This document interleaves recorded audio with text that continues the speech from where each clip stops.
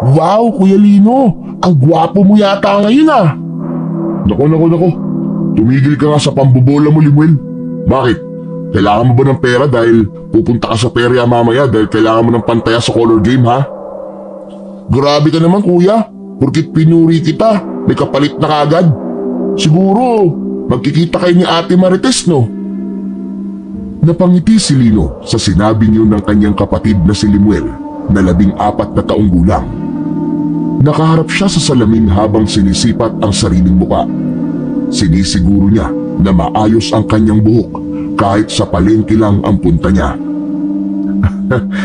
Tama ka. Magkikita nga kami mamaya ni Ate Marites mo. Maaga ako magsasarado sa palengke ng pwesto natin tapos dediretso na ako sa bahay nila. Anong gagawin mo kina Ate Marites kuya? Kakausapin ko ang pamilya niya dahil inaya ko na magpakasal si Marites kahapon at pumayag siya. Magpapaalam na kami sa mga magulang niya sa plano namin pagpapakasal. Talaga kuya? Sobrang saya ko para sa'yo kuya. Sa wakas, magkakaroon na ako ng mga pamangkin. Grabe, pamangkin ka agad. Pero isa rin yan sa gusto kong mangyari, Limuel. Gusto ko na mapuno ng mga bata tong bahay natin.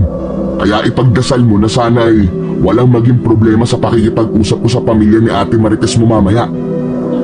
Ano pa bang magiging problema doon kuya? Tanggap ka naman ng mga magulang ni Ate Marites. Saka kahit paano maayos naman ang trabaho mo. Kumikita ka ng pera araw-araw. Ikaw yata ang pinakamagaling at guwapong matadero dito sa San Cristobal. Alam mo, Limuel, pakiramdam ko kailangan mo talaga ng pera.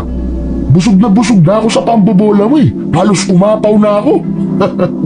Pero hayaan mo, pagbalik ko dito sa bahay ay bibigyan kita. O sige na, kailangan ko nang umalis. Ikaw na muna ang bahala rito ha. Nagpaalam na si Lino kay Limuel upang magtungo na sa palengke.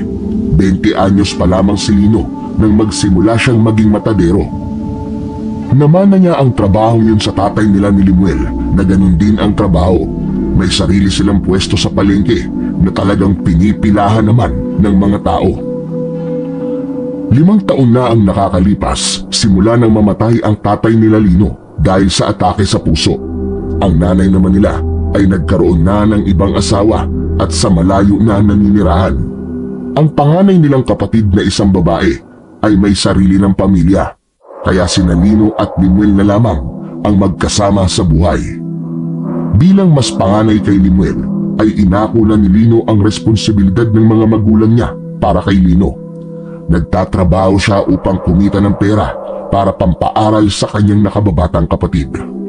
Pangarap ni Limuel na maging isang seaman na siya ring nais sana ni Lino para sa kanyang sarili. Ngunit hindi niya na magawa dahil abala na siya sa pagiging matadero. Kaya naman labis siyang matutuwa kung si Limuel ang tutupad ng pangarap niyang yun. Pagdating sa palengke ay agad na nagsimula ng trabaho si Lino. Marami ang nakapila sa pwesto niya para bumili ng karne ng baboy. Naaamoy ni Lino ang malansang halimuyak ng sariwang karne at dugo. Hawak niya ang malaking kutsilyo habang walang patid ang ingay ng mga tao sa paligid. Mabilis na hinarap ni Lino ang hinihinging parte ng baboy ng isang matandang babae. Hinati niya ang karne sa malalaking piraso. Ang bawat paghiwa niya ay eksakto. Halatang sanay na siya sa trabahong yon. Sa gitna ng trabaho ni Lino ay nakita niya si Limuel na papalapit sa kanya. Kinabahan siya dahil bakas sa mukha ng kapatid niya ang pagkabahala. Oh, Limuel, may ginagawa mo rito? May kailangan ka ba? Kuya, hindi mo ba alam ang kumakalat na balita ngayon dito sa San Cristobal? Ay nako, alam mo Lino, wala akong panahon sa kismis. Mas gusto kong ubusin ang oras ko sa pagtatrabaho dito sa palengke. Kuya, kanina kasi nagpunta si Kapitan sa bahay natin tapos hinahanap ka niya. Ang sabi niya ay ako na magsabi sa iyo ng masamang balita. Ano? Ano namang masamang balita? Kuya, huwag kang mabibigla ah. Ano kasi, kuya, patay na raw si Ate Marites. Nakita ang bangkay niya sa bakanting lote sa dulo ng San Cristobal. Nanlamig si Lino sa kanyang narinig. Nanginig ang buong katawan niya. Pakiramdam niya ay nawala siya ng ilang segundo sa kanyang sarili. Hindi niya namalayan ang magkakasunod na luhang nag-uunahan sa pagdaloy sa magkabila niyang pisngi. Anong sinabi mo, Limuel? Anong sinabi mo? Ulitin mo sinabi mo! Kuya, natagpuan po ang bangkay ni Ate Marites sa bakanting lote. Wala na po siya, kuya. Patay na po siya. Mabilis na iniwan ni Lino ang kanyang pwesto. Tumakbo siya patungo sa lugar na sinabi ng kanyang kapatid. Sinundan siya ni Limuel na walang tigil ang pagtawag sa kanya, pero hindi niya yun pinapansin. Pagdating nila sa bakanting lote ay wala na roon ang katawan ni Marites. Mga pulis at investigador na ang naabutan nila roon. Nakita pa nila ang bakas ng dugo sa lupa na lalong nagpahina kay Lino. Tinanong ni Lino sa mga pulis kung nasaan na si Marites at ayon sa mga yon ay nasa ospital na. Agad na tinungo ni Lino at Limuel ang ospital kung saan dinala si Marites at itinuro sila ng isang nurse sa morgue. Tanging si Lino lamang ang pinayagan na pumasok doon. Nakahiga sa isang malamig na bakal na lamesa ang katawan ni Marites. May takip yun na puting kumot. Nanginginig ang mga kamay na inalis ni Lino ang puting kumot at nawasak ang mundo niya nang makita ang itsura ni Marites. Puno ng malalaking sugat ang muka at katawan ng kanyang nobya. May malaking hiwa sa leeg at pahabang sugat sa kanyang tiyan. Marites! Marites! Sino may gawalit sa'yo? Bakit ka nila pinatay? Paano ang mga pangarap natin, Marites? Paano na ang kasal natin? Marites! Bakit mo ako iniwanan? Abot langit ang pagdadalamhati ni Lino. Hindi siya makapaniwala na kahapon ay magkasama lang sila ni Marites. Ngunit sa araw na yon ay isa na itong malamig na bangkay. Gumuho ang mga pangarap ni Lino. Wala siyang ginawa kundi ang iyakan ang wala ng buhay na katawan ng kanyang nobya. Sa paglabas niya ng silid na yon ay namumugto ang mga mata niya. Sinalubong siya ni Limuel na may pag-aalala sa muka. Kuya, si Ate Marites ba talaga yung patay? Oo, Lino. Hindi makatao ang ginawa nila sa kanya. Hindi makatao. Kinatay nila na parang hayop si Marites. Sa pagkakataon na yon ay dumating na ang nanay at tatay ni Marites. Umiiyak na sinisi ng mga yon si Lino dahil umasa ang mga ito na poprotektahan niya si Marites. Pinalayas pa siya ng mga yon sa ospital dahil sa galit sa kanya. Walang nagawa si Lino kundi ang lisanin ang ospital at umuwi sa kanilang bahay. Binigyan siya ni Limuel ng isang basong tubig para kahit papano ay mahimasmasan siya. Itinalulungkot ko ang nangyari kay Ate Marites, kuya. Pero bakit ganun ang nanay at tatay niya? Bakit ikaw ang sinisisi nila? Eh hindi mo naman kasama si Ate Marites nang patayin siya. Intindihan ko sila, Limuel. Nagluluksa sila at naghahanap sila ng masisisi lalo na't hindi pa nahuhuli ang gumawa nun kay Marites. Kahit ako, sinisisi ko ang sarili ko dahil hindi ko siya naprotektahan. Siguro, tinatawag niya ang pangalan ko habang humihingi siya ng tulong. Kuya, huwag mong sisihin ang sarili mo. Wala kang kasalanan sa nangyari. Kung meron man dapat sisihin, ay walang iba kundi ang pumatay kay Ate Marites. Tama ka, Limuel. Ang taong yun ang dapat sisihin sa pagkamatay ni Marites. Siya ang sumira sa pangarap naming dalawa. Umanda siya kapag nakita ko siya. Gagawin ko rin sa kanya ang ginawa niya kay Marites. Alam kong galit ka, kuya. Pero wag mo sanang ilagay ang batas sa mga kamay mo. Baka ikaw pa ang makulong. Paano na lang ako, kuya, kapag nakulong ka? Magiging mag-isa na lang ako sa buhay. Ikaw na nga lang ang kasama ko rito sa bahay eh. Hindi na nagsalita si Lino dahil alam niya na mas lalong matatakot lang si Limuel sa tumatakbo sa utak niya kapag isinatinig niya pa ang mga yon. na puno ng puot at kagustuhan na makapaghiganti ang puso ni Lino. Ipinapangako niya sa kanyang sarili na hindi siya titigil hanggat hindi niya nabibigyan ng hustisya ang pagkamatay ng kanyang mahal na nobya. Labis na nalungkot si Lino dahil hindi pa rin humupa ang paninisi ng pamilya ni Marites sa kanya. Nang magpunta siya sa burol nito ay ipinagtabuyan siya. Kahit sa araw ng libing ni Marites ay hindi man lang siya nakalapit sa kabaong ng kanyang nobya bago yun ibaon sa lupa.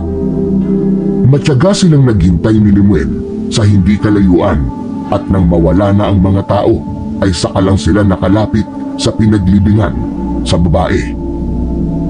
Isang piraso ng puting rosas ang inilagay ni Lino sa puntod ng kanyang nobya. Umiiyak siya habang ipinagdadasal ang katahimikan nito sa kabilang buhay. Hindi karapat-dapat sa iyo ang ganong klase ng kamatayan, mahal ko. Kung sino man ang gumawa nun sa iyo, ay sinusunog na ang kaluluwa niya kahit wala pa siya sa impyerno. Nangangako ko na hindi ako titigil hanggat hindi ko na ibibigay ang parusang nararapat sa kanya. Mahal na mahal kita, Marites. Hanggang sa muli nating pagkikita. Kuya, may balita ka na ba sa investigasyon ng mga pulis? Wala pa. Wala pa rin silang suspect, Limuel. Ang sabi lang nila, mukhang nasa ilalim ng ipinagbabawal na gamot ang pumatay kay Marites. Hindi raw yun magagawa ng isang tao na may matinong pag-iisip. Kuya, yung paalala ko sa iyo hayaan mo na ang mga pulis na maghanap at magparusa sa pumatay kay ate. Natatakot ako na baka kapag tumagal ay pabayaan na nila ang kaso ni Marites. Gusto ko mabigyan ng hustisya ang pagkamatay ng ate Marites mo, Limuel. Hindi ako papayag na miserable ang buhay ko habang ang walang hiyang kriminal na yun ay malaya at matatakasan ng krimeng ginawa niya. Sa gitna ng pag-uusap ng magkapatid ay may nakita si Lino na lalaki na nakatayo sa hindi kalayuan. Nakasuot yun ng sombrero na gawa sa buli. Nakasilong sa isang mayabong na puno at tila nakatingin yun sa kanila ni Limuel. Bagamat may kakaibang nararamdaman si Lino sa lalaki, ay hindi niya yun masyadong binigyan ng pansin. Inisip niya na baka nagtatrabaho yun sa sementeryo, kaya naroon yun. Lumipas ang 1 linggo, walang araw at gabi na hindi umiiyak si Lino dahil sa pagkawala ng mahal niyang si Marites. Ganun pa man, pinilit niyang magpatuloy sa buhay at magtrabaho. Hindi lang para sa kanya, kundi para na rin sa kapatid niyang si Limuel. Isa pang nagpahirap sa kanya ay ang tila pagsuko ng mga pulis sa pag-iimbestiga. Ang hinala niya, nahirapan na ang mga yon na makahanap ng ebidensya na makapagtuturo kung sino ang pumatay kay Marites. Isang gabi, napanaginipan ni Lino si Marites. Umiiyak ito at humihingi ng tulong sa kanya. Bigla siyang napabalikwas ng gising. Basang-basa siya ng pawis at mabilis ang tibok ng kanyang puso. Bumangon siya at binuksan ang bintana ng kanyang kwarto. Natigilan siya nang may nakita siyang lalaki na nakatayo sa tapat ng kanilang bahay. Nakasuot yun ng sombrero na kagaya ng sa lalaking nakita niya sa sementeryo nung inilibing si Marites. Bigla siyang kinabahan. Hindi na nakatiis si Lino. Lumabas siya ng bahay, ngunit paglabas niya ay hindi niya na nakita ang lalaki. Nagulat si Lino nang biglang magsalita si Limuel sa kanyang likuran. Kuya, anong ginagawa mo rito sa labas ng 10 oras ng gabi? Pambihira ka, Limuel. Nakakagulat ka. Sorry kuya, nakita kasi kitang lumabas ng bahay. Kanina kasi, may nakita akong lalaki na nakatayo rito. Sa tingin ko, siya yung lalaki na nakita ko sa sementeryo na parang nakatingin sa atin. Malakas ang kutob ko, Limuel, na meron siyang kinalaman sa pagkamatay ni Marites. Ibig bang sabihin, ang lalaki niyo nang pumatay kay Ate Marites, kuya? Hindi kaya... Hala kuya, hindi kaya ikaw ang isusunod niya? Hindi ko alam, Limuel. Hindi pa ako sigurado. Pero kung tama ka, ay hindi ako papayag na pati ako ay patayin niya. Mas mabuti pa siguro sabihin mo na to sa mga pulis, kuya. Kailangan mo ang tulong at proteksyon nila. Hindi ko sila kailangan. Hindi nga nila nagawa ng maayos ang trabaho nila sa pag-iimbestiga sa kaso ni Marites eh. Tumigil na sila nang wala silang makuwang kasagutan kung sino ang salarin. Inaya na ni Lino si Limuel na bumalik sa loob ng kanilang bahay. Nang mahiga siyang muli, ay hindi na naalis sa isip niya ang misteryosong lalaki na may suot na sombrero. Kung sakali na yun nga ang pumatay kay Marites, sisiguraduhin niya na magbabayad yun sa pagkuha nito ng buhay ng babaeng kanyang minamahal. Simula nang mamatay si Marites, ay mas lalong ginawang abala ni Lino ang sarili upang takasan ang pagluluksa. Maaga na siyang nagsimula sa pagtatrabaho sa palengke, ngunit kahit anong pilit at gawin niya, ay hindi niya pa rin magawang takasan ang lungkot at galit. Habang hinahanda ni Lino ang karne ng baboy para sa isang suki, ay muling napansin ni Lino ang lalaki sa gilid ng kanyang paningin. Napatigil si Lino sa ginagawa at nagkunwaring nag-aayos ng mga karne, ngunit lihim niyang tinatanaw ang lalaki. Hindi niya kilala ang taong yun. May pakiramdam si Lino na may masamang balak ang lalaki nito. Sandali lang nawala ang tingin ni Lino sa lalaki dahil may bumili. Sa pagbalik ng tingin niya sa kinatatayuan ng lalaki, ay wala na yun doon. Luminga siya sa paligid sa pag-asang makikita niyang muli ang lalaki. At laking gulat niya nang pagharap niya sa unahan ay nakatayo na roon ang lalaki. Agad niyang napansin ang pahabang peklat sa kaliwa nitong pisngi. Alam kong ako ang hinahanap mo, Lino. Sino ka ba? Bakit parang sinusundan mo ko? Huwag kang tatanggi dahil nakita kita sa labas ng bahay ko nung nakaraang gabi. At saka paano mo nalaman ang pangalan ko? Mahigpit na hinawakan ni Lino ang malaking kutsilyong ginagamit niya sa paghiwa ng karne ng baboy. Kung sakaling may gawing hindi maganda ang lalaki, ay handa siyang lumaban. Kilala ka sa lugar na ito bilang isang mahusay na matadero. Hindi imposibleng malaman ko ang pangalan mo. Umamin ka nga sa akin. Ikaw ba ang pumatay kay Marites? Nakita kita nung libing niya. Ako na ba ang isusunod mo, ha? Subukan mo lang, dahil hindi ako mangingining tagtarin ka ng buhay. Huwag mong hayaan na pangunahan ka ng galit mo, Lino. Hindi ako ang pumatay sa nobya mo. Pero alam ko kung sino ang pumatay kay Marites. Anong ibig mo sabihin? Hindi ito ang tamang oras para pag-usapan natin ang ganong bagay, Lino.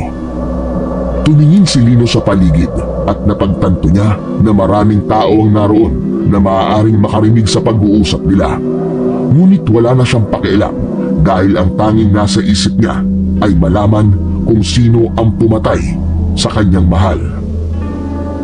Dito mo na sabihin, wala akong pakialam sa mga tao sa paligid. Mamayang alas 10 ng gabi, magkita tayo sa bukana ng gubat. Doon ko sa'yo sasabihin lahat ng kailangan mong malaman. Nawala ang atensyon ni Lino sa lalaki nang isang babae ang lumapit dito para bumili ng karne ng baboy. Nang tingnan niya ang lalaki sa kinatatayuan nito, ay wala na ito roon. Luminga siya pero hindi niya na yun muling nakita pa. Nagkaroon ng duda si Lino sa totoong intensyon ng lalaking nagsabi na alam nito kung sino ang pumatay kay Marites. Habang kumakain sila ng hapunan ni Limuel, ay nagtalo ang utak niya kung makikipagkita ba siya roon o hindi. Kuya, malamig na yung sinigang mo. Wala ka bang ganang kumain? Pasensya ka na, Limuel ha. Bigla ko kasing naisip ang ate Marites mo eh. Alam kong sobrang sakit na mga nangyari para sa'yo, kuya. Pero sana huwag mong pabayaan ang sarili mo. Dapat kumain ka pa rin ng maayos. Hindi matutuwa si ate Marites kung makikita ka niya na miserable. Maraming salamat sa paalala, Limuel. Pilit na ipinagpatuloy ni Lino ang pagkain kahit okupado ang isip niya. Pinili niyang wag sabihin kay Limuel ang tungkol sa pakikipagkita niya sa matandang lalaki. dahil alam niyang pipigilan siya ng kanyang kapatid. Ilang minuto bago sumapit ang alas 10 ng gabi ay lumabas si Lino ng kanyang kwarto. Tulog na si Limuel sa kwarto nito kapag ganoong oras, kaya tiwala siya na hindi nito makikita ang pag-alis niya. Bago siya lumabas ng bahay ay kinuha niya sa kusina ang malaking kutsilyo na ginagamit niya sa paghiwa ng karne ng baboy. Isinuksok niya yon sa likod ng suot niyang pantalon. Buo na ang desisyon ni Lino na makipagkita sa lalaki. Nais niya na marinig ang mga sasabihin nito tungkol sa kamatayan ni Marites. Kung sakali man na may hindi yun magandang gawin, alam ni Lino sa sarili na handa siya at kaya niyang ipagtanggol ang kanyang sarili. Naglakad si Lino sa makitid na daan patungo sa gubat. Tahimik ang paligid noon.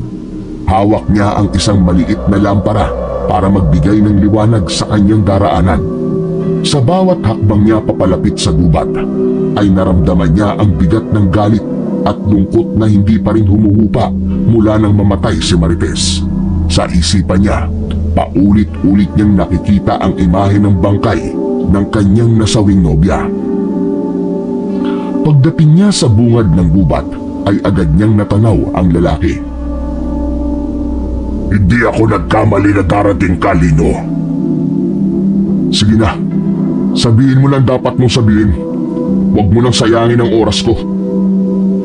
Bago ang lahat, hayaan mo muna akong magpakilala sa'yo. Ako si Celso, isa akong manunugis ng aswang.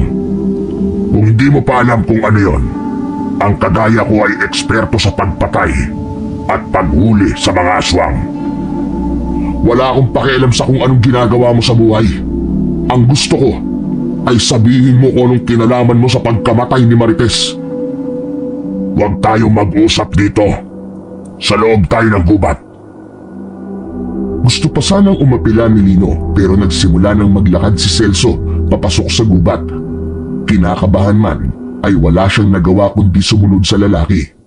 Huminto yun makalipas ang ilang minutong paglalakad. Maya-maya pa ay humarap si Celso sa kanya. Nakikita mo ba ang peklat na to sa aking pisngi? Isang mabangis na aswang may gawa nito. Sinabi nang wala akong pakialam sa kwento ng buhay mo, Celso. Malaki ang kinalaman ng aswang na sinasabi ko sa'yo sa pagkamatay ng nobya mo.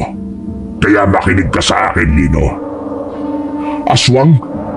Anong kinalaman ng aswang sa pagkamatay ni Marites? Malaki, Lino. Malaki. Dahil aswang ang pumatay kay Marites. Sigurado ko na nakita mo ang itsura ng nobya mo na mamatay siya. Nakita mo ba mga sugat niya? Hindi yun magagawa ng tao, Lino. Aswang lamang ang may kakayahan na pumatay ng tao sa ganoong klase ng paraan. Nanginid ang luha ni Lino sapagkat bumalik sa alaala niya ang kalunos-lunos na itsura ni Marites nang makita niya yun sa morgue. Naikuyong niya ng mariin ang kanyang mga kamay. Sino ang aswang na pumatay kay Marites? Sabihin mo! Sabihin mo! Ang pangalan niya ay Ismael. Isang aswang na matagal ko nang tinutugis. Mabangis siya at walang awa. Sa lahat ng aswang na nakaharap ko at nakalaban ko, siya ang pinakamalakas. Kaya hanggang ngayon ay hindi ko pa rin siya napapatay. Nandito ko para bigyan ka ng babala. Dahil dito naman siya sa San Cristobal maghahasik ng kasamaan. Nakakalungkot lang na ang nobya mo ang una niyang naging biktima. At hindi siya nag-iisa, Lino. May ilang aswang siyang kasama. Hindi ko alam kung maniniwala ako sa mga sinabi mo, Mang Celso. Ngayon lang ako nakarinig ng ganyang kwento dito sa San Cristobal. Hindi kita pipilitin na maniwala sa akin. Nagbibigay lamang ako ng babala dahil kailangan kong mapatay si Ismael sa lalong madaling panahon. Dahil habang tumatagal, ay sigurado ko na hindi lang si Marites ang mabibiktima niya dito sa lugar niyo. Biglang bumigat ang dibdib ni Lino. Ang galit at puot na kinikimkim niya mula nang pumanaw si Marites ay mas lalong tumindi. Mas lalo siyang nagkaroon ng kagustuhan na maipaghiganti ang kamatayan ng kanyang nobya. Bukod sa pagbibigay mo ng babala, ano pang dahilan kung bakit mo sinasabi sa akin ang tungkol kay Ismael? Alam ko ang kakayahan ko bilang manunugis at aminado ko na hindi ko kaya na mapatay siya ng ako lang. Kailangan ko ang tulong mo. Alam ko na galit ka sa pumatay sa nobya mo. Maaari mo magamit ang galit mo para matulungan akong patayin si Ismael. Wala nang mas delikado pa sa pusong nawala ng mahal sa buhay at nais na maghiganti. Nakatitig si Lino kay Mang Celso. Hindi niya kailangang pag-isipan ng matagal ang alok ng matanda. Wala nang mas mahalaga pa sa kanya kundi ang maipaghiganti ang mahal niyang si Marites. Kung ganun, pumapayag akong tulungan kang patayin ng aswang na yon. Ano ang kailangan kong gawin, Mang Celso? Sa ngayon, kailangan mo na kitang sanayin sa pakikipaglaban sa mga aswang.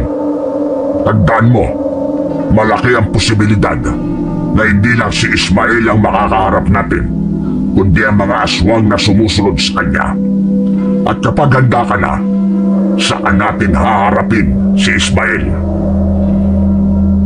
Bago pa makasagot si Lino sa sinabi ni Mang Celso, ay isang kakaibang tunog ang umabot sa kanilang pandinig. Ang tunog ay parang angil ng isang mabangis na hayop. May naaamoy din si Lino na mabahong amoy na parang nabubulok na karne. May aswang na malapit. Maganda ka. Mula sa likod ni Mang Celso ay inilabas nito ang isang buntot ng pagi, habang si Lino ay inilabas ang dala niyang malaking kutsilyo. Pinakiramdaman niya ang paligid.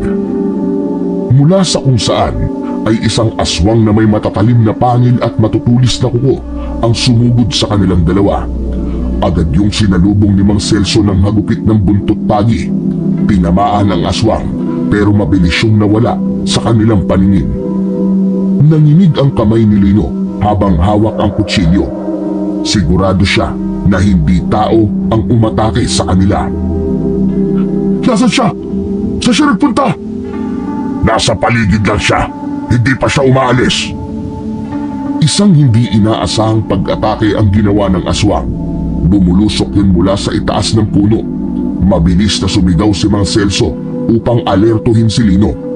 Natatakot man ay hindi umalis si Lino sa kinatatayuan nito. Sinalubong niya ng saksak ang aswang at nagawa niyang ibaon ang kutsilyo sa leeg nito.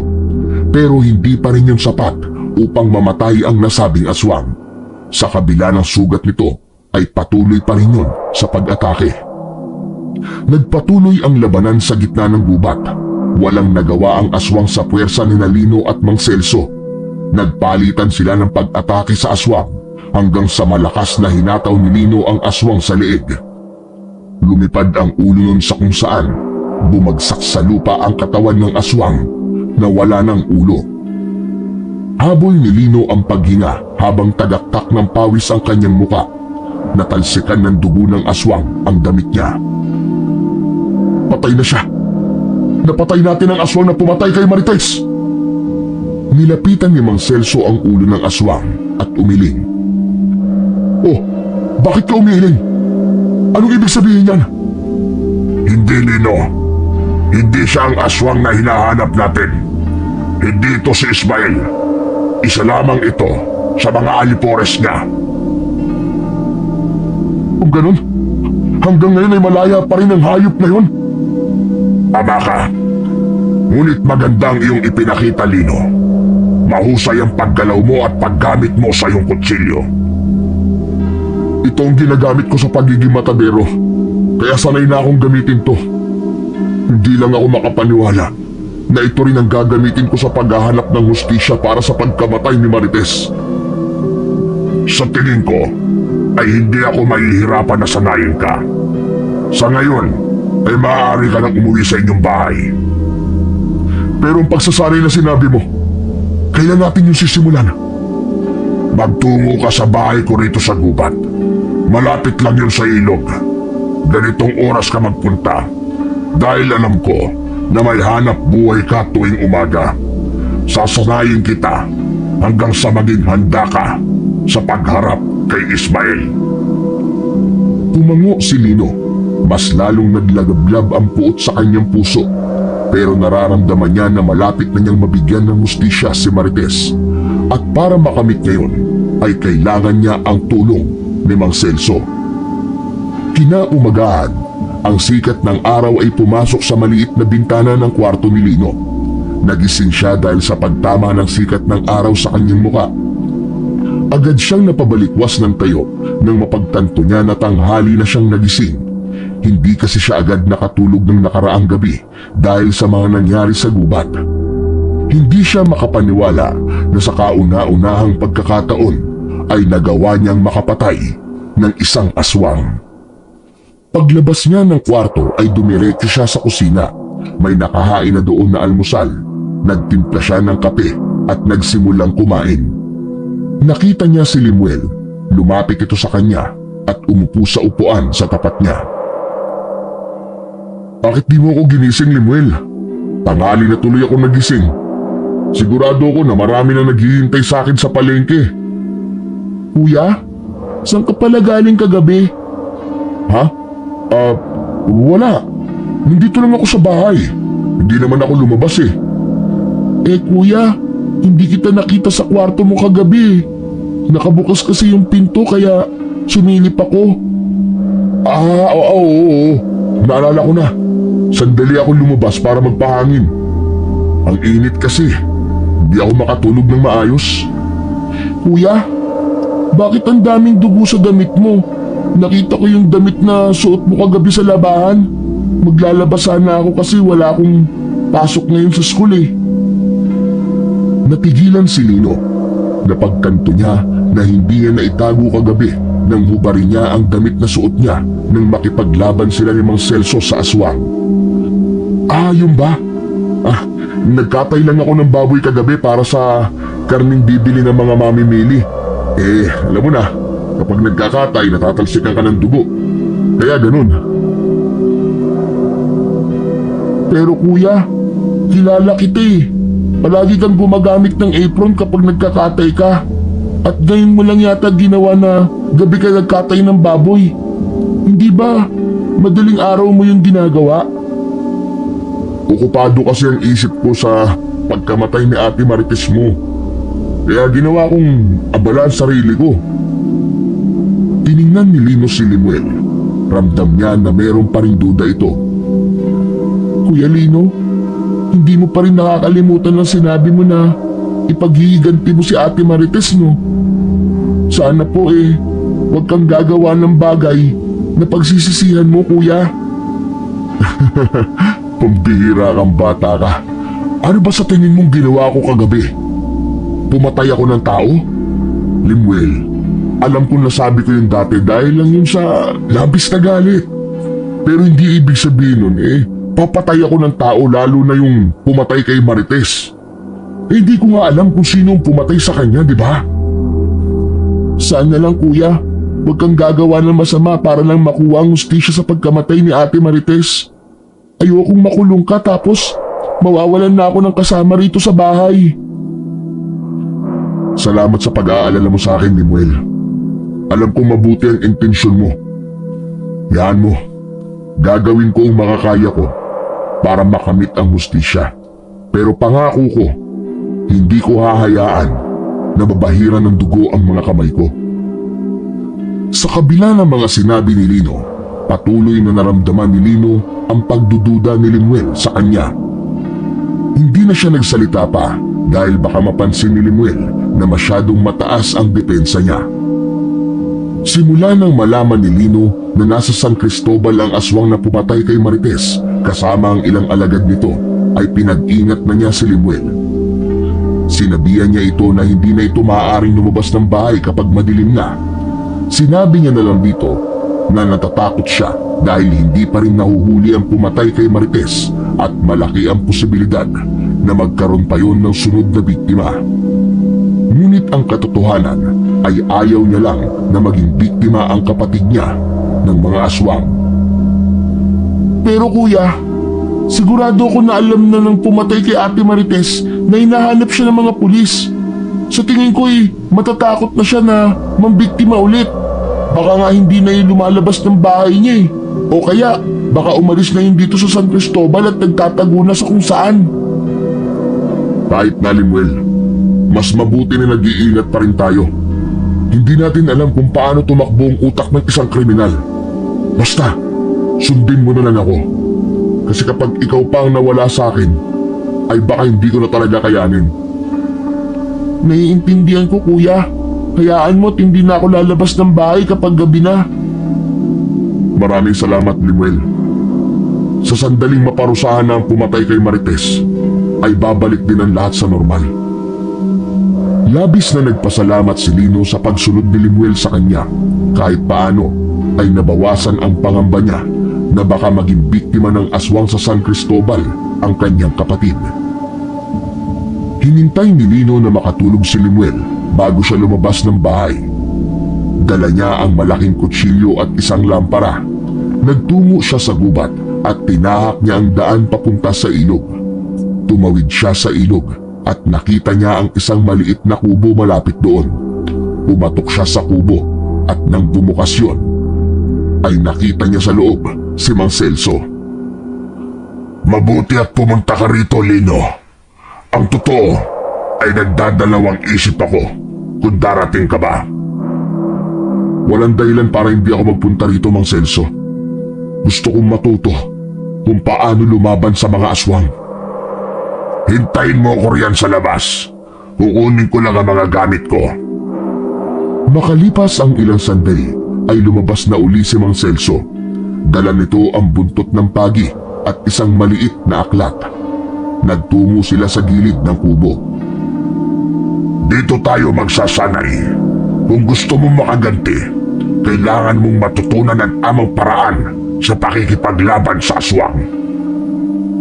Tumango si Lino at seryosong nakikinig sa bawat salita ni Mang Celso. Ayon kay Mang Celso, magpo-focus sila sa kasanayan ni Lino sa paggamit ng kutsilyo dahil doon siya sanay. Matagal-tagal na rin niyang ginagamit ang kutsilyo sa pagkatay ng baboy sa palengke. Ngunit ibang klaseng hayop ang paggagamitan niya noon sa mga susunod na gabi. Hindi lang basta ang lakas mo ang kailangan dito, Lino. Kailangan ng diskarte, mabilis na pag-iisip, at higit sa lahat, tapang.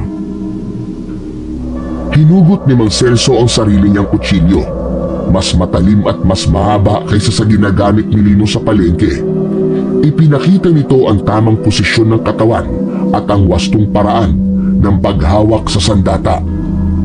Ganito ang tamang pagkilos. Huwag kang mag-aatubiling umatake. Kapag nakita mong may pagkakataon, huwag kang magdadalawang isip. Maraming pwedeng mangyari kapag huminto ka kahit isang segundo lamang. Tinitigan ni Lino ang bawat galaw ni Mang Celso. Ang kanyang mga mata ay nakatutok sa mga kamay nito. Hawak ang kutsilyo. Sinubukan niyang kopyahin ang galaw ni Mang Celso. Inayos ni Mang Celso ang posisyon ni Lino. Itinaas ang kamay nito at itinuro ang tamang anggulo ng pag-atake. Ulit-ulitin mo ito. Dito, ang lakas mo sa balikat at braso. Hindi sa pulso lang. Pag naisaksak mo ang kutsilyo sa aswang, iikot mo ng bahagya para hindi agad makabangon ang kalaban. Mas malaki ang magiging pinsala nun sa aswang. Paulit-ulit nilang ininsayo ang paggamit ng kutsilyo. Pagkalipas ng ilang oras ay nakaramdam na si Lino ng pagod. Pawis na pawis siya, pero magaan ang pakiramdam niya. Masaya siya sa mga bagay na itinuro sa kanya ni Mang Celso. Naupo si Mang Celso sa isang kahoy na upuan malapit sa kubo. Mula sa bulsa nito ay hinugot nito ang isang medalyon. Ito ang kailangan mo. Ang agimat na ito ay proteksyon laban sa mga aswang. Habang suot mo to, hindi ka basta-basta magagawang sakta ng aswang. Magiging malakas din ang pakiramdam mo sa tuwing may aswang sa paligid. Kinuha ni Lino ang agimat at pinagmasdan niyong mabuti. Nang isuot niya sa kanyang leeg ang agimat, ay may naramdaman siyang kakaibang enerhiya na bubalot sa buo niyang katawan. Maraming salamat po, Mang Celso. Parang lumakas ako nang isuot ko yung agimat. Dahil yun sa naniniwala ka sa kapangyarihan ng agimat na yan. Walang silbi ang agimat kung hindi ka naniniwala sa kaya nitong gawin. Tandaan mo, Lino, ang laban na to ay hindi lang tungkol sa paghihiganti. Kailangan mong manatiling buo, malakas ang loob, at handa sa anumang mangyayari. Doon na tinapos ni Mang Celso ang unang gabi ng kanilang pagsasanay. Nangako naman si Lino sa matandang lalaki na kapag nakatakas ulit siya sa kanyang kapatid ay magtutungo ulit siya sa bahay ni Mang Celso upang mas maging mahusay siya sa pakikipaglaban sa mga aswang. Halos gabi-gabing nagtutungo si Lino sa bahay ni Mang Celso para magsanay. Mas lalo siyang nagpursigi na maging mahusay sa paggamit ng kutsilyo para sa sandaling makaharap na niya si Ismael ay hindi siya matatakot dito. Huwag kang titigil, Lino. Mas kailangan mong bilisan. Kung mas mabilis ang aswang, ay dapat mas mabilis ka sa kanya. Hindi ako titigil, Mang Celso, hanggat hindi ko nakukuha ang hustisya para kay Marites. Sa bawat galaw ng kutsilyo ni Lino ay iniisip niya si Marites, ang namayapa niyang nobya, ang naging inspirasyon niya. Kapag naman nasa palengke si Lino ay madalas niyang marinig ang mga usapan ng mga tao. Laging may bagong balita na may mga natatagpo ang bangkay ng tao sa iba't ibang lugar sa San Cristobal. Magkakapareho ang itsura ng mga bangkay. Punit-punit ang mga laman, wala ng mga lamang loob, at may mga bakas ng matatalim na pangil sa katawan. Kuya, alam mo ba? May natagpuan na naman daw na bangkay kaninang umaga sa may bungad ng gubat. Sinong namatay? Si Aling Rosa, kuya. Sabi ng mga tao, halos hindi na siya makilala. Ang sabi nga ng iba, mukhang aswang nga daw po pumapatay dito sa atin. Kuya, natatakot na ako. Kaya nga sumunod ka lang sa mga sinabi ko sa'yo na huwag kang lalabas ng bahay kapag gabi na. Mas ligtas ka rito, Limuel. Maniwala ka sa akin. Kuya, sa mga nangyayari ba naman dito sa San Cristobal ngayon, hindi na nag-iisip ng tama ang lalabas pa ng gabi. Napatahimik si Lino. Pakiramdam niya ay tinamaan siya sa sinabi niya ni Limuel dahil halos gabi-gabi siyang lumalabas ng bahay upang magsanay sa ilalim ni Mang Celso. Ganun pa man, alam ni Lino sa sarili na merong kabuluhan ang ginagawa niya kaya kailangan niyang lumabas tuwing gabi. Yun ay hindi para sa wala lang, kundi para maipaghiganti na niya ang pagkamatay ni Marites. Bukod doon, maaari rin niyang mailigtas ang buong San Cristobal sa kamay ng mga aswang. Sandali, kuya. Saan mo pala nakuha yung kwintas mo? Parang ngayon ko lang nakita yan na suot-suot mo ah. Hahawakan sana ni Limuel ang agimat ni Lino pero mabilis siyang lumayo.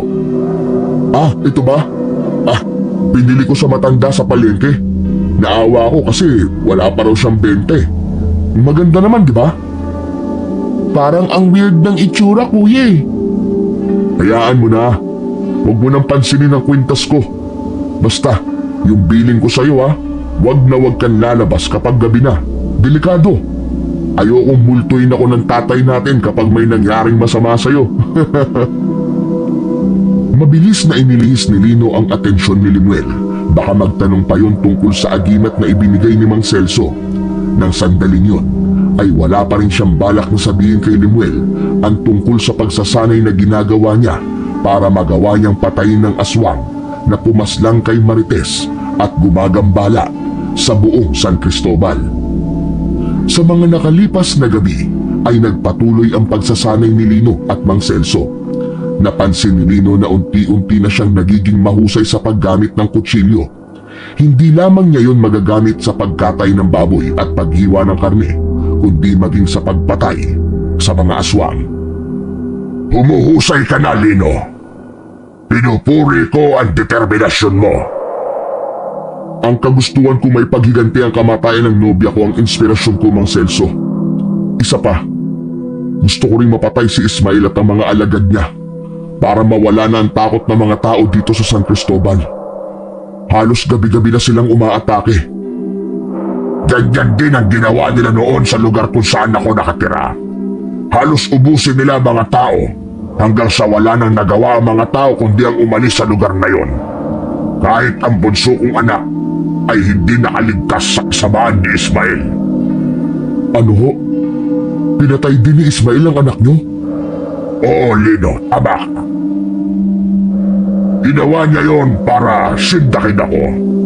Wala siyang kaalam-alam na mas lalo kong nagkaroon ng dahilan para patayin siya. Kung ganun ho, parehas pala tayong namatayan ng mahal sa buhay dahil kay Ismael. Sa tingin ko, itinadhana na magkatagpo tayo para parehas tayong makapaghiganti sa iisang aswang. Darating din tayo sa oras na makakaharap natin si Ismael. Pero tandaan mo, hindi basta-bastang aswang si Ismael. Matalino siya at malakas. Alam ko, Mang Celso, pero hindi ako titigil hanggat hindi nagbabayad si Ismael sa ginawa niya kay Marites. Ipaparamdam ko sa kanya ang sakit na pinaramdam niya kay Marites. Tripling sakit ang ipaparanas ko sa kanya. Sa mga sumunod na gabi ay patuloy pa rin ang pagsasanay ni Lino at bawat umaga patuloy ang naririnig nilang balita tungkol sa mga bangkay na natatagpuan sa iba't ibang parte ng San Cristobal. Isang gabi, tahimik na lumabas si Lino sa kanyang silid upang magtungo sa bahay ni Mang Celso. Pagkakuha niya ng kutsilyo sa kusina ay naisipan niyang silipin si Limuel sa silid nito. Nais niyang makasiguro na tulog na ang kanyang kapatid. Marahang binuksan ni Lino ang pinto ng kwarto ni Limuel. Ganun na lang ang pagtataka niya nang hindi niya ron nakita ang kanyang kapatid. May takot siyang naramdaman sa kanyang dibdib. Hinanap niya si Limuel sa labas ng bahay pero wala ito ron. Saan kaya nagpunta si Limuel? Pambihira naman talaga yung batang yun, oh. Hindi siya nakikinig sa akin. Lumabas si Lino ng bahay at sinimulang hanapin si Limuel. Madilim at wala ng tao sa daan.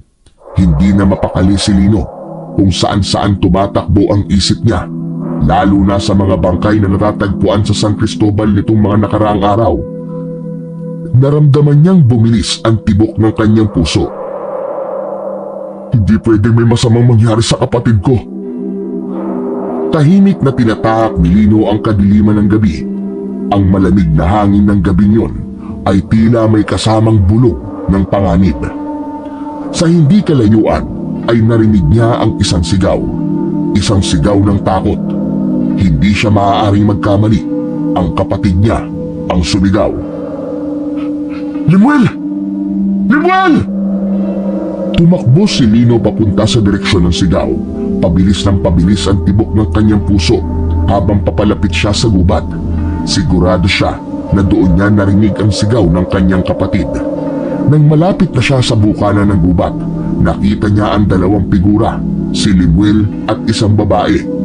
Niyakap ng kapatid niya ang babae.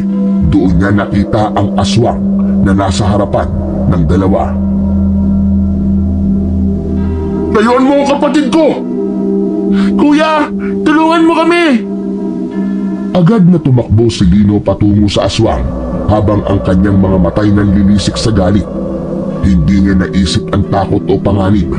Tanging ang kaligtasan ng kapatid niya ang nasa kanyang isipan. Nang makita ng aswang si Lino ay napaatrasyon palayo kina Limuel. Ngunit hindi siya papayag na takasan siya nito. Sa isang mabilis na galaw, hinugot ni Lino ang kutsilyo mula sa kanyang tagiliran at sinugod ang halimaw. Tumama ang mga pangil ng aswang sa kanyang sandata, ngunit hindi natakot si Lino. Sa mga gabing kasama niya si Mang Celso, natutunan niya kung paano kalabanin ang mga nilalang na yon. At sa sandaling yon, alam niyang magagamit na niya ang mga natutunan niya sa pagsasanay niya kay Mang Celso. Umatake rin ang aswang kay Lino. Ang mga kuko ng aswang ay halos tumama sa kanyang muka, ngunit naiwasan niya yon. Sa isang mabilis na galaw, pinintirya ni Lino ang leeg ng aswang at sa isang mabilis na pag-atake ay napaslang niya ang aswang. Bumagsak ang katawan ng halimaw sa lupa. nangisay at unti-unting nawalan ng buhay. Hindi man lang pinagpawisan si Lino sa pakikipaglaban sa nasabing aswang. Kuya, paano mo yun nagawa? Saan ka natutong lumaban sa aswang? Humarap si Lino kay Limuel, ngunit hindi siya kaagad nakasagot. Alam niyang hindi niya pwedeng sabihin ang totoo sa kanyang kapatid. Matagal na ako nagkakatay ng baboy, Limuel. Alam ko na kung paano gumamit ng kutsilyo.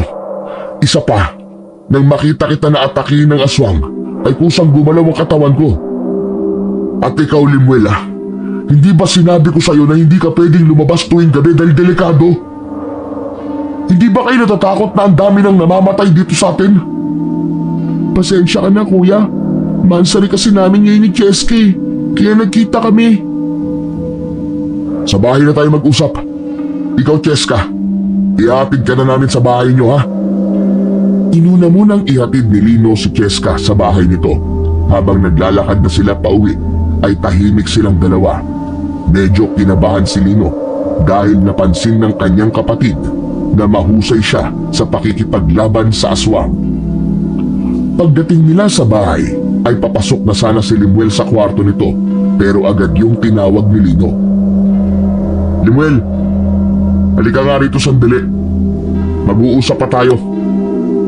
Kuya, pwede bang sa umaga na lang tayo mag-usap? Hindi. Ngayon tayo mag-uusap. Bakit hindi ko alam na meron ka ng nobya, ha? Sinabi ko na sa'yo, kuya, pero masyado ka kasing nakafocus sa pagkamatay ni Ate Marites eh. Nakalimutan mo lang siguro. Pero naiintindihan kita kasi alam ko nagluluksa ka pa rin hanggang ngayon. Natahimik si Lino. Hindi siya makapaniwala na nakalimutan niya ang bagay na yon. Pakiramdam niya tuloy ay wala na siyang kwentang kapatid dahil hindi niya na nabigyan ng atensyon si Limuel simula nang mawala si Marites. Pero bakit sa gubat pa kayo nagkita ni Cheska? Pwede mo naman siyang puntahan sa bahay nila sa umaga, di ba? Kuya, sinabi ko na rin sa'yo na hindi alam ng mga magulang ni Cheska na meron siyang boyfriend. Hindi pa siya pinapayagan na makipag-boyfriend eh. Sa bagay, nakalimutan mo na nga na meron na akong girlfriend, yung pakaya. Sige na kuya, matutulog na ako. Siguro naman nasagot ko na ang lahat ng kailangan mong malaman. Pasensya ka na ulit kuya kung lumabas ako ng ganitong oras. Pangako, hindi ko na uulitin. Hindi na pinigilan ni Lino si Limuel nang pumasok yon sa kwarto nito. Nanghihina siyang napaupo habang tinatanong ang sarili kung nagkukulang na ba siya kay Limuel bilang isang kapatid. Hayaan mo, Limuel. Sa oras na mapatay ko na si Ismael, ay babalik na tayo sa dati. Hindi ako papayag na tumagal pa bago ko maibigay ang hustisyang nararapat kay Marites at sa mga naging biktima ng aswang dito sa San Cristobal. Kinalma lang ni Lino ang sarili niya at hinintay niyang makatulog si Limuel bago siya umalis upang magtungo sa bahay ni Mang Celso. Pagdating niya sa kubo ni Mang Celso ay nakasarado yun at nakapatay ang gasera sa loob. Marahan siyang kumatok at makalipas ang ilang sandali ay pinagbuksan siya ng pinto ni Mang Celso.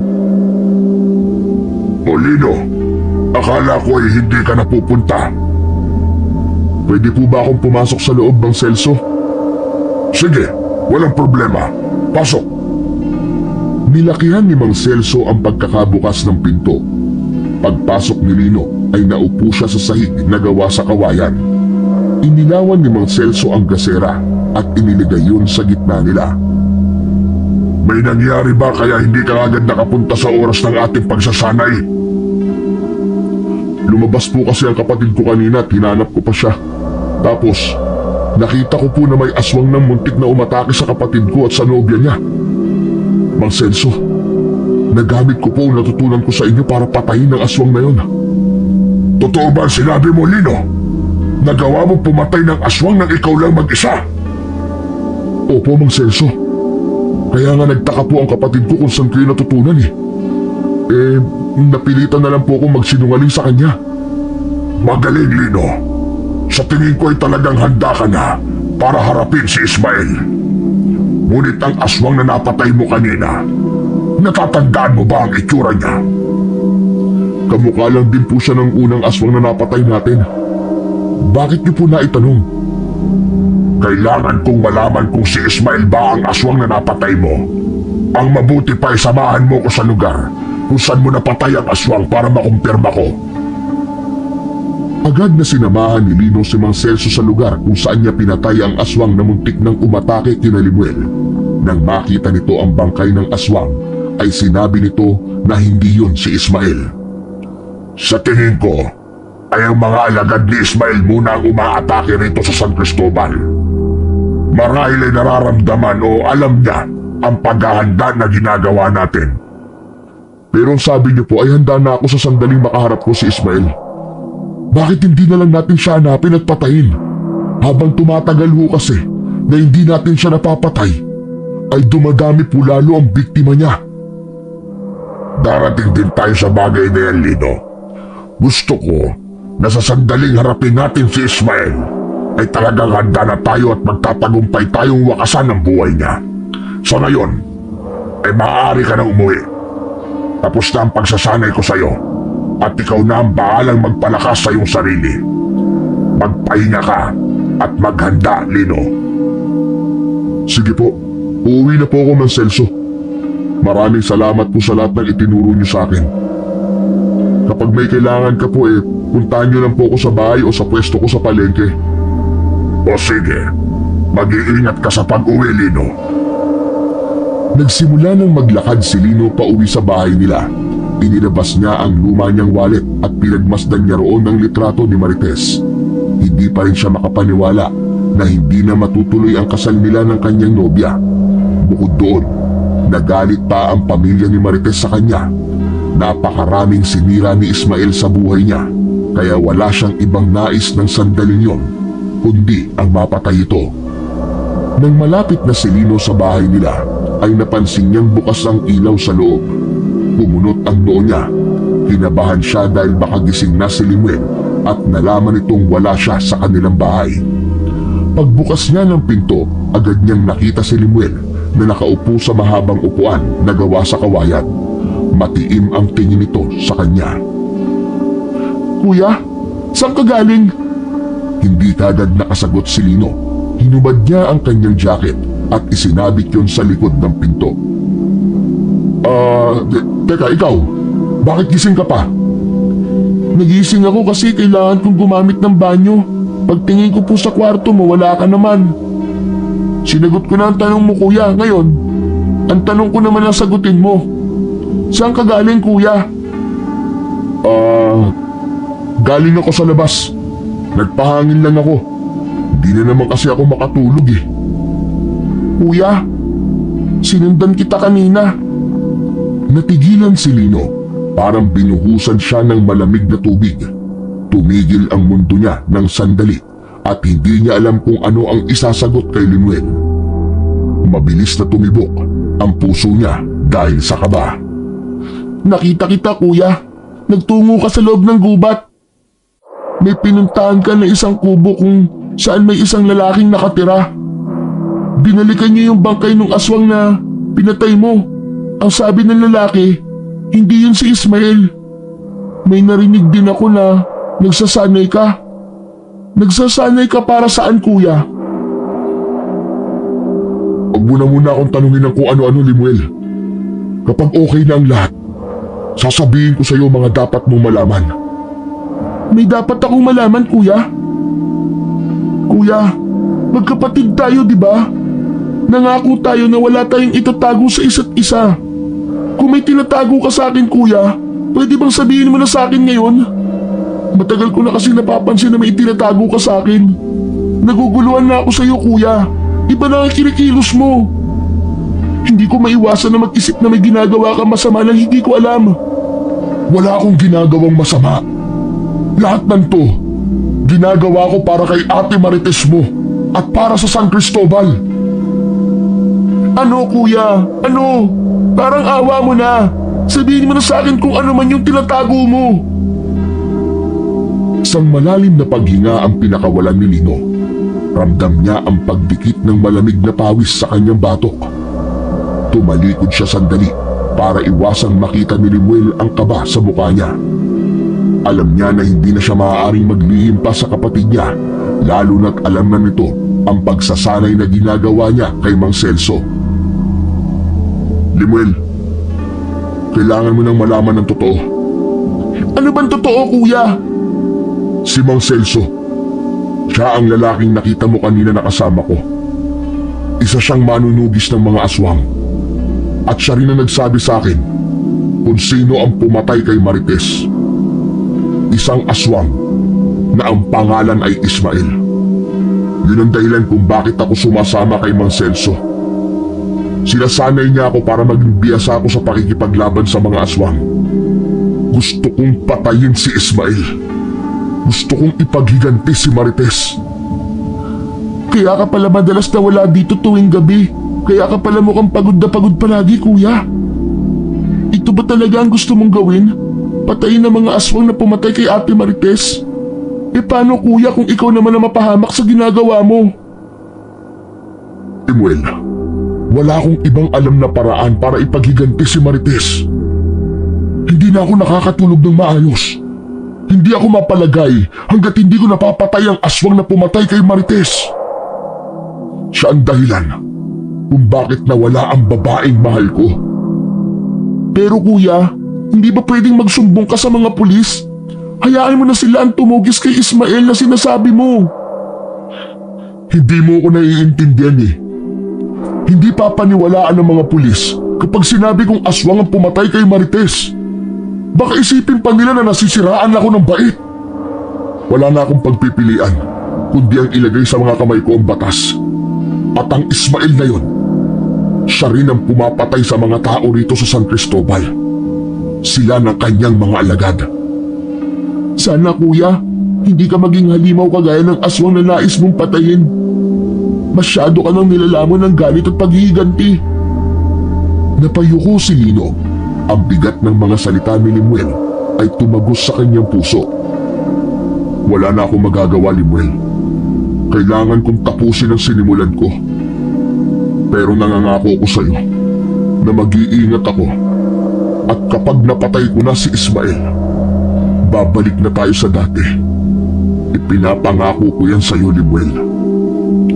Sa tingin ko, kuya, kahit anong sabihin ko sa iyo ay hindi na kita mapipigilan.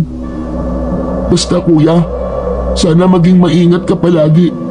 Ipagdadasal ko na lang sa Diyos na sana'y mahanap mo sa puso mo ang kapayapaan. Wala nang sinabi si Lino. Ramdam niya na tutol si Lemuel sa ginagawa niya, pero tama naman ang kapatid niya na walang salita ang makakapigil sa kanya para ihinto niya ang plano niyang pagpatay kay Ismael. Madaling araw pa lang ay gising na si Lino. Nagsimula na siyang maghanda ng almusal nang biglang may kumatok sa pinto. Ang aga! Sino yan? Wala siyang nakuwang sagot, pero muli niyang narinig ang mahinang katok. Umalis si Lino sa kusina na dala ang isang patalim at dahang-dahang binuksan ang pinto. Bumungad sa kanya si Mang Celso. Lino, pwede ba kitang makausap? Mang Celso, anong ginagawa niyo rito ng ganito kaaga? Tungkol kay Ismael, importante ito. Pumasok ka muna. Dito tayo sa loob mag-usap. Hindi na kailangan. Dito na tayo mag-usap, Lino. Alam ko na kung nasan si Ismael. Alam ko kung saan siya nagtatago. Saan, Mang Celso? Sabihin niyo. Sa loob ng gubat, sa isang kuweba. Doon siya nagpapalipas ng oras kapag hindi siya umaatake rito sa San Cristobal. Matagal na ako may kutob na nasa gubat lang si Ismael. Kaya tuwing umaga ay nililibot ko ang gubat.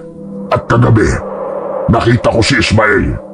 Sinundan ko siya at nakita kong pumasok siya sa kuwebang yon. Wala akong dalang armas, kaya hindi ko siya nagawang labanan. Sa wakas, alam na natin kung saan nagtatago ang hayop na Ismael na yon. Mang Celso, kailan po natin siya haharapin? Mamayang tanghali. Kailangan pa nating maghanda. Pero hindi tayo dapat abutin ng gabi para mas madali nating matalo si Ismael. Tuwing gabi lang siya nakakapagpalit ng anyo at kapag nasa anyong aswang siya, ay mas magiging malakas siya. Sige Mang Celso, pupunta ako sa kubo niyo mamayang tanghali. Ano mga kailangan kong dalhin? Dalhin mo ang kutsilyo mo at ang agimat na ibinigay ko sa'yo. Ako na ang bahala sa iba. Kailangan nating maging maingat. Hindi tayo pwedeng magpadalos-dalos. Nagpaalam na si Mang Celso at umalis na.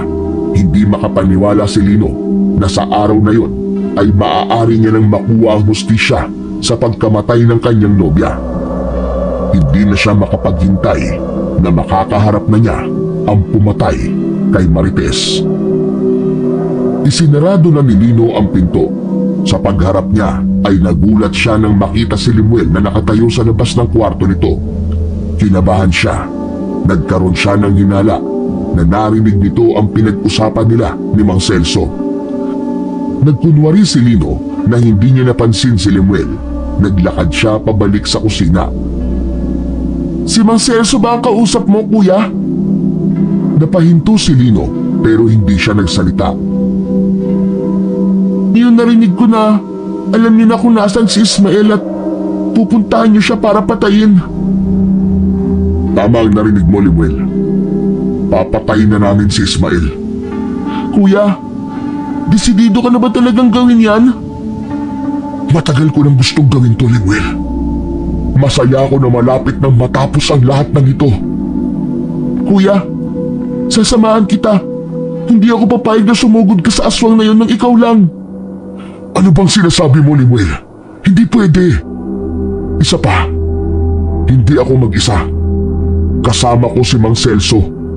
Kahit na kuya, sasama pa rin ako. Gusto kong makasiguro na walang mangyayaring masama sa'yo. Huwag mo nang ipilit ang gusto mo, Limuel. Hindi ka sasama. Tapos ang usapan. Pagabog na bumalik si Limuel sa silid nito at malakas na ibinalibag ang pintuan. Alam ni Lino na masama ang loob ng kanyang kapatid, ngunit hindi niya kayang ilagay sa panganib ang buhay ni Limuel. Pagdating ng tanghali ay nasa labas na ng kubo ni Mang Celso si Lino. Maya-maya pa ay lumabas na si Mang Celso, dala ang buntot pagi at may suot din itong agimat na pangontra sa aswang. Nagsimula na silang maglakad sa gubat para puntahan ang kuwebang pinagtataguan ni Ismael. Ngunit makalipas lamang ang ilang sandali ay napahinto si Mang Celso. May 200 sa unahan nila. Bakit to, Mang Celso? May problema po ba? Hindi ko na matandaan kung sa kaliwang daan o kanan tayo dapat dumaan. Tumatanda na nga yata ako. Baka pwedeng alalahanin niyo po. Tumahimik muna sila. Kita ni Lino ang pressure sa mukha ni Mang Celso. Pero sa huli ay hindi pa rin ito naalala kung saan sila dapat dumaan. Nagdesisyon sila na tahakin ang daan na nasa kanan. Nagdasal na lamang si Lino na sana ay tamang daan ang pinili nila. Makalipas ang ilang oras na paglalakad ay doon na napagtanto ni Mang Celso na mali sila ng dinaanan. Ayon kay Mang Celso, dapat ay nasa kuweba na sila sa oras na yon. Bumalik sila sa kung saan sila namili ng daan at ang daan na nasa kaliwa na ang nilakaran nila. Napansin ni Lino na medyo lumulubog na ang araw. Unti-unti nang kumakalat ang dilim sa paligid. Makalipas ang halos 1 oras ay madilim na. Bahagyang kinabahan si Lino dahil ang orihinal nilang plano ay hindi sila dapat abutin ng gabi sa pagpunta nila sa kuwebang kinaroroonan ni Ismael. Mang Celso, inabot na tayo ng dilim ha. Ano na po ang gagawin natin? Tutuloy pa rin tayo.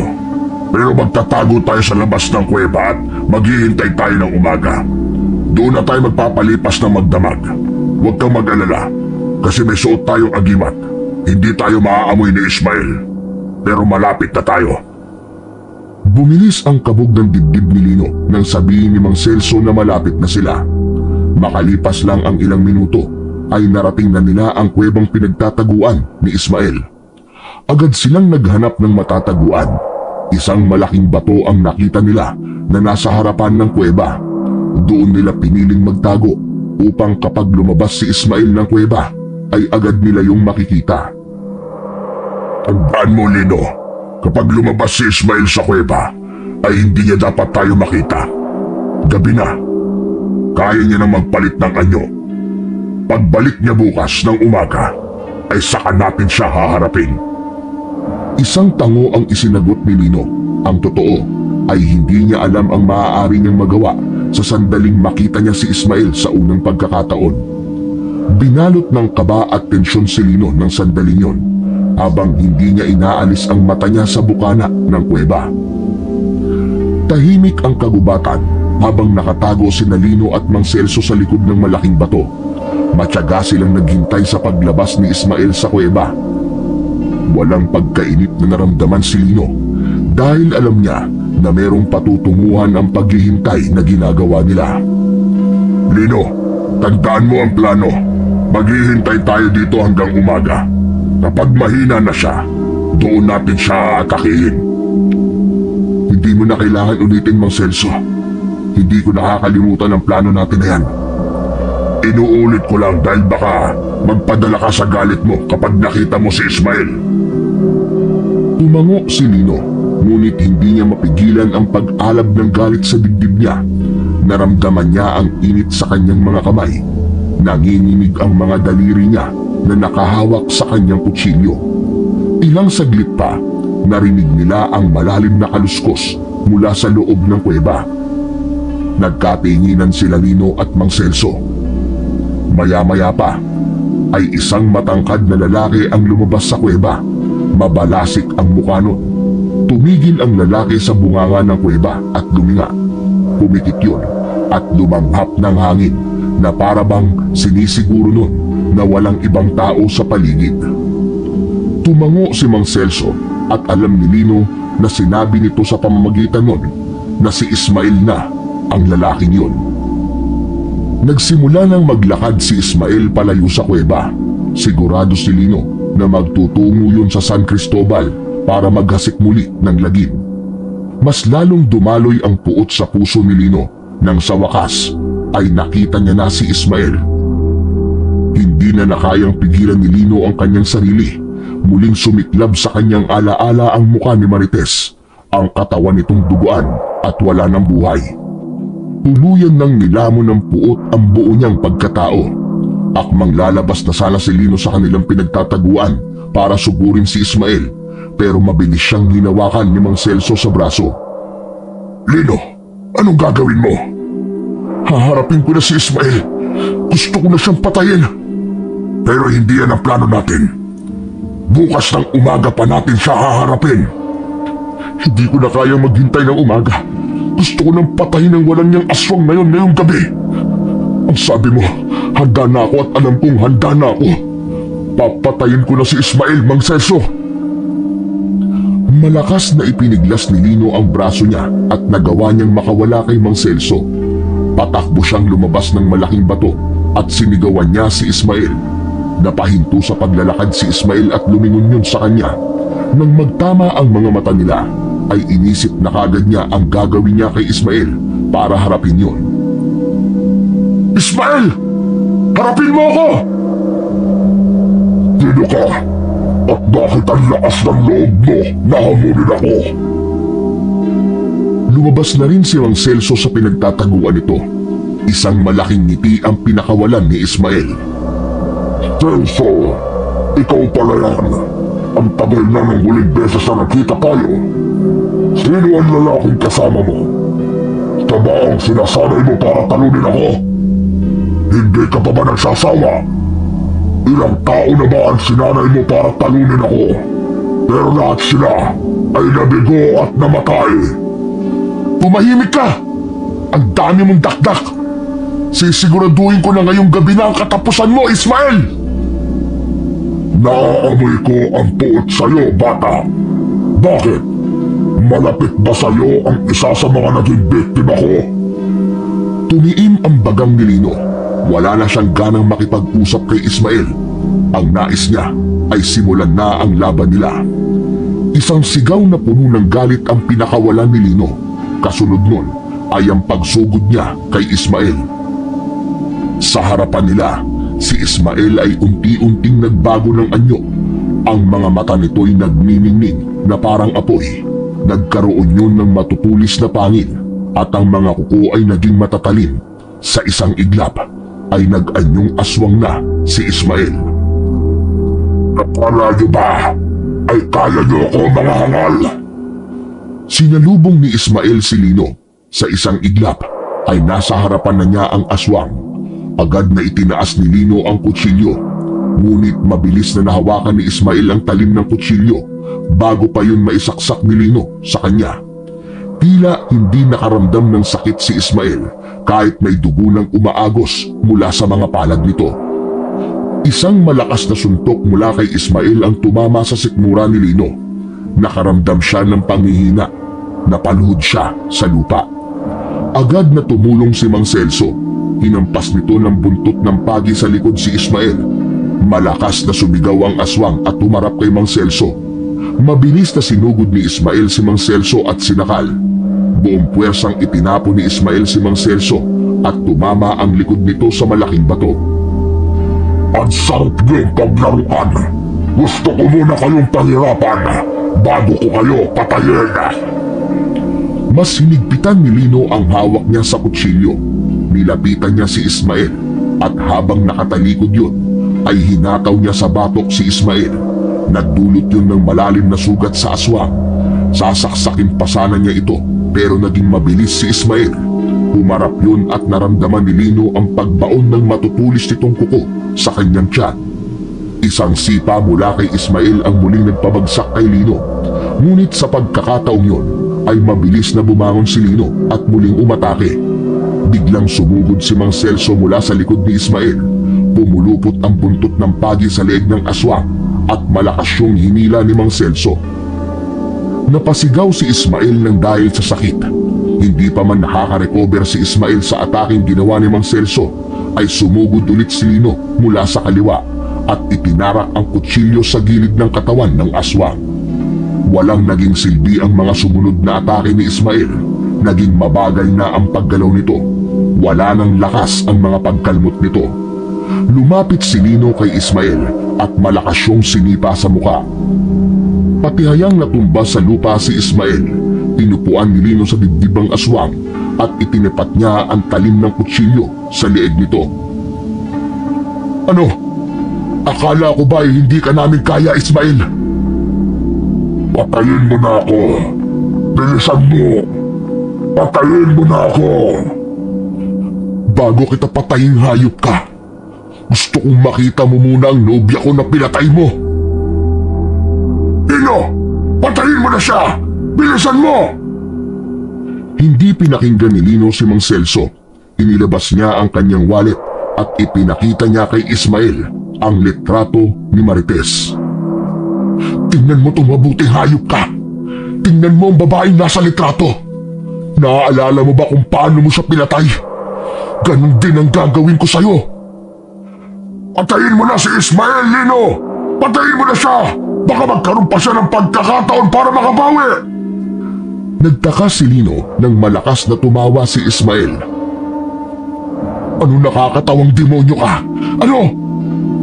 Marami na akong napatay, pero matalas ang memorya ko. Lahat sila ay natatandaan ko ang muka. Kaya natatandaan ko ang babaeng nasa litrato na hawak mo. Tandaan mo ang mukha ng nobya ko. Ang gusto ko, kahit nasa impyerno ka na, ay hindi mo makakalimutan ang mukha niya. Oo. Natatandaan ko kung paano ko inakwak ang tiyan niya para kainin ang kanyang laman loob. Pero hindi ako ang pumatay sa nobya mo. Bakit hindi mo tanungin ang kasama mo? At baka alam niya. Nagtatakang napatingin si Lino kay Mang Celso. Biglang sumugod si Mang Celso kay Ismael. Inagaw ni Mang Celso ang kutsilyo kay Lino at ito na ang tumaga sa leeg ni Ismael. Agad na humiwalay ang ulo ni Ismael sa katawan nito na agad nitong ikinasawi. Bakit mo agad siya pinatay, Mang Celso? May sasabihin pa sana siya! Hindi nagsalita si Mang Celso. Nanatili yung nakayuko at hindi makatingin kay Lino hanggang sa napahugulgul na si Mang Celso na nagdulot ng pagtataka kay Lino. Bakit ka umiiyak, Mang Celso? Bakit ka umiiyak? Huwag mong sabihin na. Lino, may isang bagay na kailangan mong malaman. Matagal ko nang tinatago to at hindi ko na kaya pang dalhin mag-isa. Si Marites, hindi siya pinatay ni Ismael nung una. Ako ang pumatay sa kanya. Inakala kong isa siyang aswang ng gabing yon. May nakita kong anino sa dilim, kaya inatake ko siya. Akala ko, isa siyang aswang. Akala ko ay aswang si Marites. Natigilan si Lino, parang binagsakan siya ng malaking pader sa dibdib. Anong sinasabi mo? Anong sinasabi mo? Ikaw ang pumatay kay Marites? Oo, aksidente. At mas lalo kong pinagsisisihan ng malaman kong biniktima rin siya ni Ismael pagkatapos. Hindi ko alam na kahit patay na siya, ay pinaglaruan pa rin ng halimaw na yon ng kanyang katawan. Kaya't ginawa ko ang lahat para itama ang pagkakamali ko. Pinatay natin si Ismael, pero di ko kayang takasan ang ginawa ko kay Marites. Akala ko'y mawawala ang paninisi ko sa sarili ko kapag natulungan kitang patayin si Ismael. Pero mas lalo lang akong kinain ng aking konsensya. Kung ganon, ikaw pala ang dahilan ng lahat ng to. Gusto mo bang itama ang pagkakamali mo? Ang daming buhay na nasira, Mang Celso. Niloko mo ako! Lumapit si Lino kay Mang Celso at kinuha niya mula rito ang kutsilyo. Gusto niyang tapusin na ang lahat sa sandaling yon. Kayang-kaya niyang patayin si Mang Celso, ngunit sa huling segundo, may pumasok sa kanyang isipan ang mga alaala ni Marites at ang kanilang pagmamahalan. Napagtanto niya na hindi ganong klaseng hustisya ang nanaisin ng kanyang nobya. Maging si Lino ay napahagulgul na rin. Dahan-dahan niyang ibinaba ang kutsilyo. Tumitig siya kay Mang Celso habang pilit na pinapalaya ang sarili sa galit na bumabalot sa kanyang puso. Hindi kita papatayin, pero kailangan mong pagbayaran to. Ikaw na rin ang may sabi. Tapos na ang misyon mo. Tapos na rin ang misyon ko. Ang gusto ko, usang loob kang sumuko sa mga pulis. Aminin mo sa kanila ang pagpatay na ginawa mo kay Marites. Oo, magpapakulong ako. Aaminin ko sa kanila ang pagkakamali ko. Tama ka, Lino. Ito na ang tamang panahon para pagbayaran kong pagpatay ko sa iyong nobya. Matagal na akong binabagabag ng konsensya ko. At ngayon, ay handa na akong pagbayaran ang lahat. Ang hustisyang hinahanap ni Lino para kay Marites ay tila walang tunay na kaganapan. Wala nang makakabawi sa buhay na nawala, kahit napatayin pa niya ang lahat ng aswang at kahit si Mang Celso. Napagtanto rin niya na tama si Limuel. Maling ilagay niya sa mga kamay niya ang batas. Hindi siya dapat maging halimaw kagaya ni Ismael o ng sinumang aswang na pumapatay ng mga tao. Dahan-dahang naglakad si Lino palabas sa gubat habang walang tigil ang pagdaloy ng mga luha sa kanyang mga pisngi. Makalipas ang ilang araw ay sumuko si Mang Celso sa mga pulis, habang si Lino sa kabila ng kanyang galit ay natutunan na hindi lahat ng sugat ay ginagamot ng paghihiganti. Unti-unti niyang natanggap ang mapait na katotohanan, ang pagkawala ni Marites at ang mga masalimuot na pangyayari sa likod ng kamatayan nito. Habang lumilipas ang mga araw, sinimulan ni Lino na tanggapin na ang mga sugat ng nakaraan. Naniwala na siya na ang tunay na hustisya ay nasa pagkakaroon ng lakas ng loob na magpatawad, kahit pa sa gitna ng pinakamadilim na yugto ng buhay.